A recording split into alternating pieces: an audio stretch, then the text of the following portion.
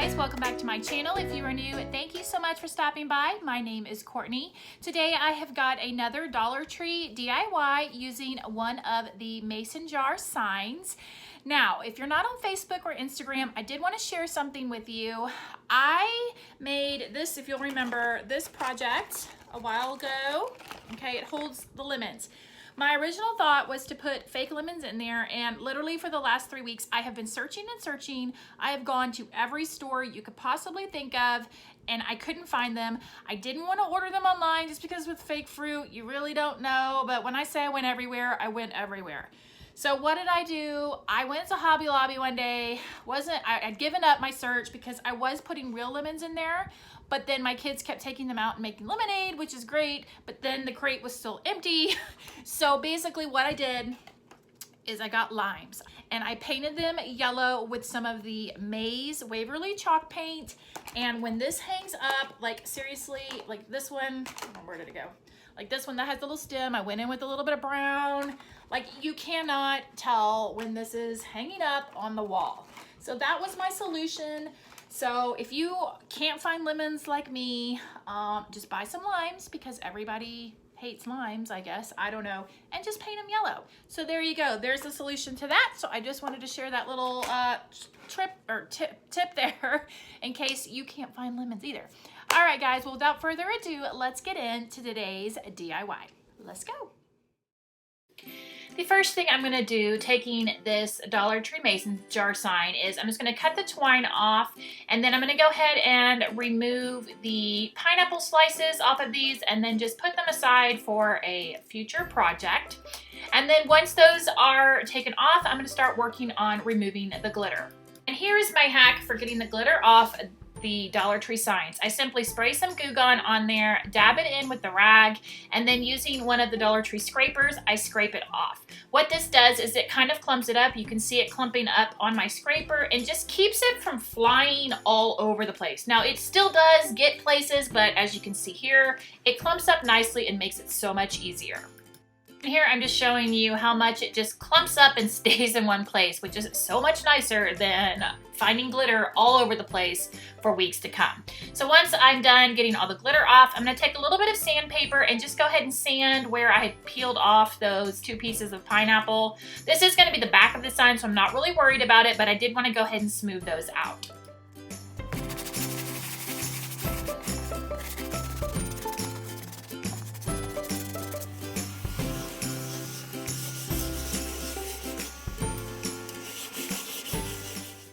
All right, and now I'm just going to take my box cutter and simply cut off the top where the straw is, as well as the handles, and I'll take a little bit of sandpaper and just sand those areas, and then I will flip it over and take the labels off the back.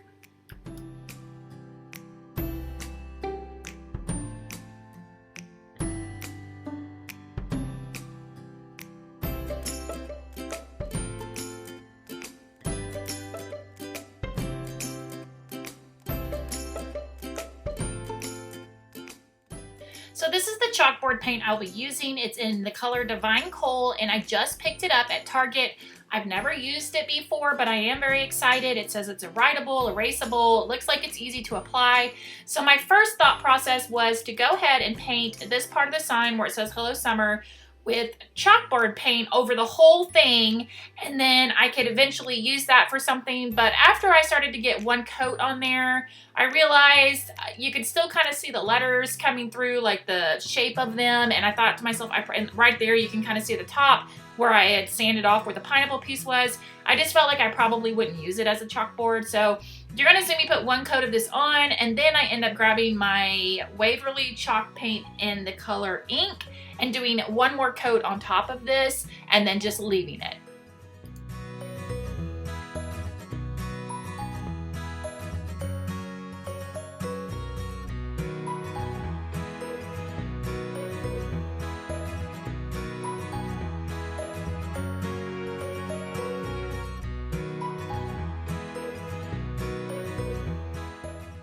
Once the back is dry, I'm going to take some Ivory Waverly chalk paint and I'm going to paint the mason jar portion of the jar. I end up painting one coat over the entire part of the jar portion, and then along the edges of the mason jar, I go back in and put on one more coat of the ivory chalk paint.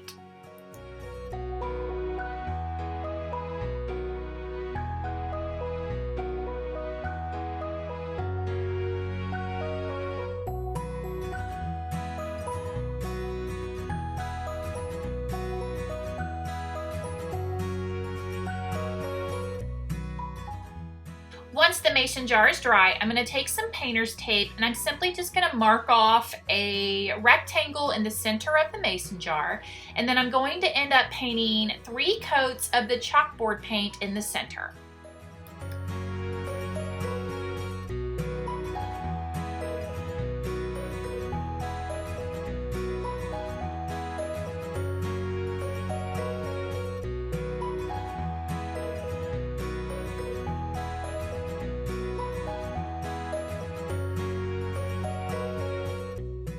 The chalkboard paint is now dry, so I'm just going to peel off my painter's tape, and for the most part I was happy with the rectangle that was there. It was a little off center, but that's okay, not enough that it bothers me. And then once that was done, I'm going to go ahead and paint my lid. Now I had pulled the silver lining chalk paint as well as some galvanized tin chalk paint. Oh, no, I'm sorry, not chalk paint, just regular paint.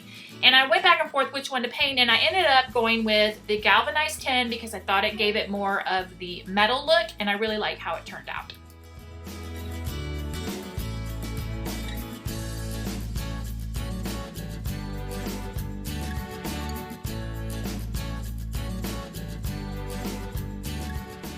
And if you can tell on this bottom portion of the lid here, I'm not painting straight across. I'm kind of trying to paint it in an arch. If you'll notice, I kind of start and then go down towards the bottom and then back up the other side.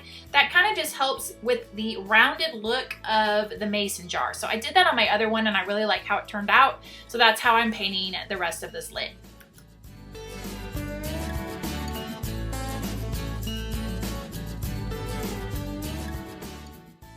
Alright, so before I start writing on this, I'm going to go ahead and what they call season the chalkboard. You basically just take some chalk, rub it all over the chalkboard, and then wipe it off, and then do that a couple times. And basically this helps just when you write with the chalk, it helps it stick better. It also helps it not shadow as much, especially if you're going to use chalk markers.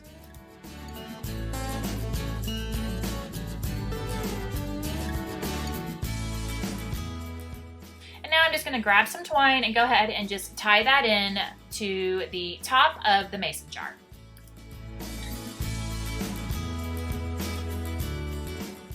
Once the twine's in, I'm just going to go through and just write my little drink menu on here. And then the last thing I decided to add would be a twine bow at the top. Now, if you wanted to make this kind of a seasonal thing, you could put a little piece of Velcro right down below where the lid is and then attach different seasonal attachments to it. But for me, I'm just gonna kind of leave it plain with just a twine bow.